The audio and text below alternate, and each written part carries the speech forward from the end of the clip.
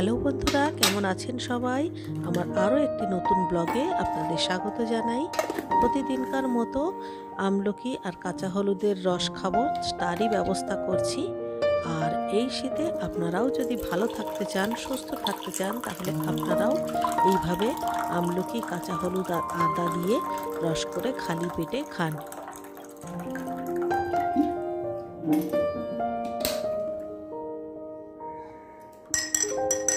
যাই হোক, আজকে হচ্ছে বৃহস্পতিবার আর এখন বাজে সকাল 6:45। তো আমি এখন এই আমলকির রসটা খেয়ে এবারে মর্নিং ওয়াকের জন্য তৈরি হব। বেরোনোর সময় মনে পড়লো কাল রাতে তো ওয়াশিং মেশিন চালানো হয়নি, কোনো জামা কাপড় কিচ্ছু কাচা হয়নি। আর মেশিন চালানোর জন্য এই সকালবেলাটা সব থেকে উপযুক্ত সময়।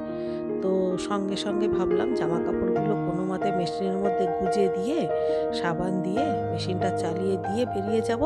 মেশিনের কাজ মেশিন করতে থাকবে, আমি আমার মতো হাঁটা সেরে ঘুরে টুরে চলে আসব। এসেই তাহলে জামা কাপড়গুলো মেলে দিতে পারবো।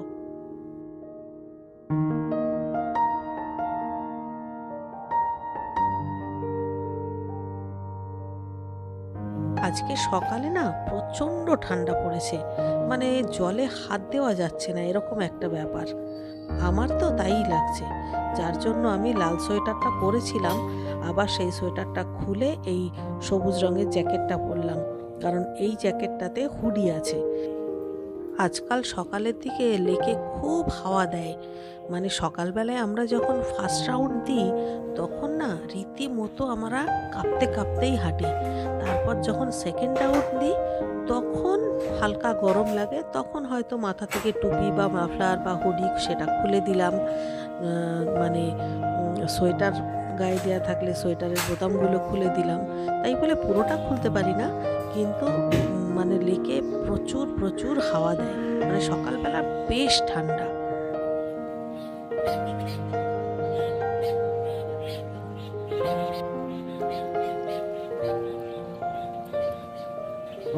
লেকের মধ্যে ঢুকে গেলাম। সকালবেলা বিছানা ছাড়তে খুবই কষ্ট হয়, তারপর জামা কাপড় পরে তৈরি হয়ে বেরোতেও খুব কষ্ট হয়, কিন্তু লেকের মধ্যে ঢোকার পরেই না মনটা একদম ভালো হয়ে যায়। আর আজকেও কিন্তু আমি একাই এসেছি, কারণ মধুরাইয়ের পরীক্ষা চলছে, কালকে তার প্রজেক্ট জমা দেওয়ার দিন। সেই জন্যে লু সারা রাত বসে, মানে 2-2:30 পর্যন্ত প্রজেক্ট করেছে, তাই সকালে উঠতে পারেনি।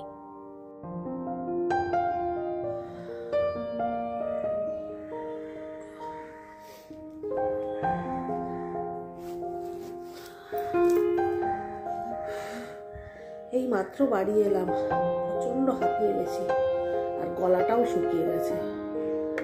বাদাম খাবো, এই যে বাদাম ভিজিয়ে রেখেছিলাম, দুটো বাদাম খাবো, জল খাবো।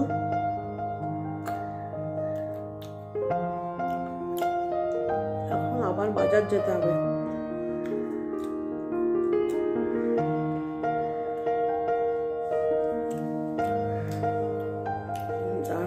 খেয়ে নিই।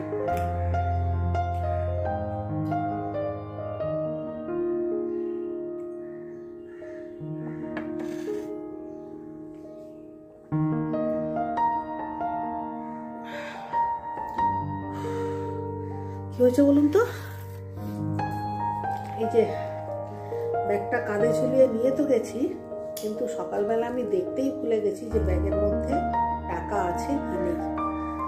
ফেরার সময় ভাবলাম 2-1 জিনিস কিনবো, এবারে ব্যাগের মধ্যে হাত চালিয়ে দেখলাম ব্যাগে কোনো টাকাই নেই।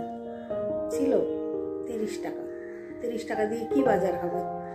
ওই জন্য চলে এলাম, দুটো বাদাম খেয়ে নিলাম, জল খেয়ে নিলাম। এইবারে চাই তাড়াতাড়ি বাজারে যাবো, বাজার থেকে 2-1 জিনিস কিনে নিয়ে এসে তারপর শুরু করবো। আজকে অনেকটা দেরি হয়ে যাবে। কটা বাজে দাঁড়া দেখি, কটা বাজে।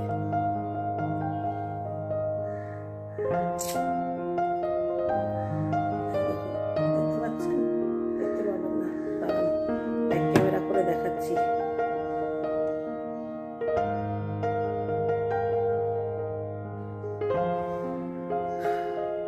আজকে খুব বেশি হাঁপিয়ে গেছি কেন বলুন তো। আজকে ফার্স্ট রাউন্ড দেওয়ার সময় একবারও বসিনি। প্রত্যেক দিন 2 মিনিটের জন্য হলেও একটু বসি, একটু পাটাকে রেস্ট দিই। কারণ খুব বেশি দিন তো হয়নি আমি মর্নিং ওয়াক শুরু করেছি, তো পাটা ব্যথা করে। কিন্তু আজকে আমি পুরো 1 রাউন্ড না বসেই চলে গেছি। তারপর উল্টে আসার সময় মোটামুটি অর্ধেকটা আসার পর তারপর বসেছি, যার ফলে আজকে পাটাও ব্যথা করছে আর হাঁপিয়েও গেছি। মানে খানিকটা গায়ের জোরেই করলাম আর কি। এখন একটুখানি 10-15 মিনিট পুরো রেস্ট নিলে খুব ভালো হতো, কিন্তু আজকেই বাজার যেতে হবে। চলুন, আর বসলে চলবে না। ব্যাগে যদি 100 টাকাও থাকতো তাহলেও চলতো, ফুল আর দুধ নিয়ে চলে যেতাম, তাহলে আর আসতাম না। দেখুন রোদ্দুর উঠে গেছে, কতটা বেলা হয়ে গেছে। আজকে যে কি করে কাজ সারবো কে জানে। যাই হোক, আমার সব থেকে পরিচিত দোকানে চলে এলাম এবং এটাই সব থেকে কাছের দোকানও। আমি বরাবর এই দাদার দোকান থেকেই ফুল কিনি। এই দাদার দোকানে যদি ফুল ঠিক মতো না থাকে বা এই দাদা যদি না আসেন কোনোদিন, তখন অন্য দোকানে যাই ফুল কিনতে। সবজির দোকানে এসে দেখলাম আমার যা যা দরকার তার কোনোটাই নেই। আমি নিতে এসেছি বেগুন আর কাঁচকলা, তো এখানে কোনোটাই নেই। তো চলুন পাশের দোকানে যাওয়া যাক। বলছি বেগুন কত করে গো? এই যে সেদিন 60 টাকা ছিল।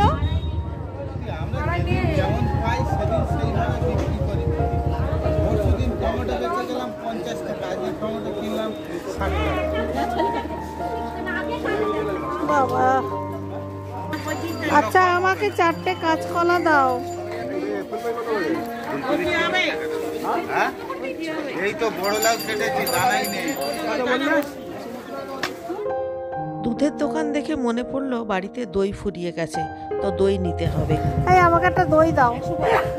এমনিতে সারা বছরই আমি ঘরেতেই টক দই পাতি, শুধু শীতের এই 2 মাস, এই 2 মাস আমি টক দইটা কিনেই নিই, কারণ এই 2 মাস না খুব ভালো একটা দই জমে না। আরে আমাকে একটা দই দাও।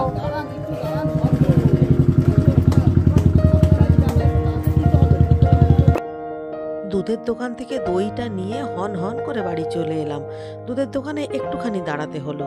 যাই হোক, ঘরে ঢোকার আগে মনে পড়লো গাছে তো কয়েকটা জবা ফুল আছে, তো সেগুলোও তুলে নিই। আজকে যেহেতু বৃহস্পতিবার, তো গাছের জবাগুলো গাছে থাকে কেন, 3-4টে লক্ষ্মী জবা আর 5-6টা লঙ্কা জবা, তো সেইগুলোকে তুলে নিলাম। বাজার থেকে এসে হাতের কাছে যা পেয়েছি, আলু, বেগুন, মূলো, কচুরগাটি, বরবটি সব দিয়ে একটা 5 মিশালি শুকনো শুকনো তরকারি করে নিলাম, মানে রুটি খাওয়ার জন্য। তারপর এবারে এখানে আমি রুটি করছি। আমার আঙ্গুলটা এমনভাবে কেটে গেছে যে রুটি বেলতে গেলে খুবই ব্যথা করে, কিন্তু কি আর করব, আজ কদিন ধরে অষ্টমী তো সকালের দিকটায় আসছে না, যার ফলে আমাকে বাধ্য হয়ে এই 5টা-6টা রুটি করতেই হবে। আর বিকেলবেলা রুটিটা এখন লক্ষ্মী আমাকে করে দেয়, কারণ যবে থেকে হাত কেটে গেছে তবে থেকে লক্ষ্মীর ওপরেই ভরসা, লক্ষ্মী আমাকে করে দিয়ে যায়। লাঞ্চের জন্য আজকে বানাচ্ছি ডাঁটা শাক ভাজা, কালো জিরে আর রসুন ফোড়ন দিয়ে এটা বসালাম। আর বাড়িতে অর্ধেকটা লাউ ছিল, সেটাকেও একটু বড় বড় করে কেটে নিলাম। আর যে কাঁচকলাগুলো কিনে আনলাম তার থেকে 2টো কাঁচকলা আজকে কেটে নিয়েছি। আজকে মাছের ঝোল করব এই কাতলা মাছ দিয়ে, কাঁচকলা আলু দিয়ে। আর এটা হচ্ছে ডাল, যেটা আগেই রান্না হয়ে গেছে। সব রান্নাই প্রায় কমপ্লিট হয়ে গেছে। এই যে মাছের ঝোল, আলু কলা সব সেদ্ধ হয়ে গেছে, ভাজা মাছগুলো দিয়ে দিলাম। আর 1 মুঠো কাঁচা লঙ্কা চেরা আর 1 চামচ জিরের গুঁড়ো দিয়ে একটু নাড়াচাড়া করে ফুটিয়ে নিলেই মাছের ঝোল কমপ্লিট হয়ে গেল। দেখুন মাছের ঝোলের ফাইনাল লুক। ওদিকে লাউ ঘন্ট যেটা বসিয়েছিলাম, লাউটা আজকে চিংড়ি দিয়ে করছি আর একটু ঝোল ঝোল রেখেই করব। এবারে এর মধ্যেও 1 মুঠো কাঁচা লঙ্কা দিয়ে দিলাম। এবারে দেখুন এটাও হয়ে গেছে, এরকম ঝোলঝোল করেই নামাবো। আর ফ্রিজে ছিল 1 মুঠো ওই চুনো মাছ, মানে মৌরলা মাছ, এটাকেও একটু ভেজে নিলাম, সঙ্গে একটা উচ্ছে দিয়ে একবারে ভেজে নামাবো। এবারে আমি ব্রেকফাস্ট করব। আজকে আসলে সব কিছুই একটু উল্টোপাল্টা হয়ে গেছে, সব কিছুই দেরি হয়ে গেছে, ওই জন্য সমস্ত রান্নাটা পুরো কমপ্লিট করে তারপর ব্রেকফাস্ট নিলাম। আর আজকে আমার এত খিদে পেয়েছে যে আজকে আমি রুটি তরকারি নিয়ে নিলাম। আর আমার হাজব্যান্ডও অফিসে চলে গেছে। মোটামুটি এখন আমি নিশ্চিন্তে একটু ব্রেকফাস্ট করব, তার জন্যে চলে এলাম টিভির কাছে। টিভিটা চালালাম, চালিয়ে ভাবলাম একটু পা ছড়িয়ে বসে নিশ্চিন্তে একটু টিভি দেখতে দেখতে ব্রেকফাস্ট করি।